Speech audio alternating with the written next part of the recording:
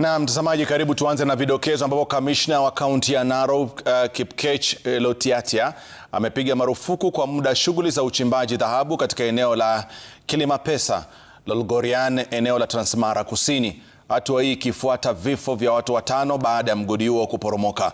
Lotiatia aliongoza kamati ya usalama na washikadau kuzuru eneo la tukio. Amesisitiza kuwa sharti utaratibu wa kusajili matimbo hayo kufuatwa. Aidha, shughuli ya kuwatafuta manusura zaidi kwenye vifusi vya mgodi huo zinaendelea katika eneo hilo la Kilimapesa. Lotiatia akisema watu wengine 4 waliojeruhiwa wametibiwa katika hospitali ya Lolgorian na kuruhusiwa kwenda nyumbani.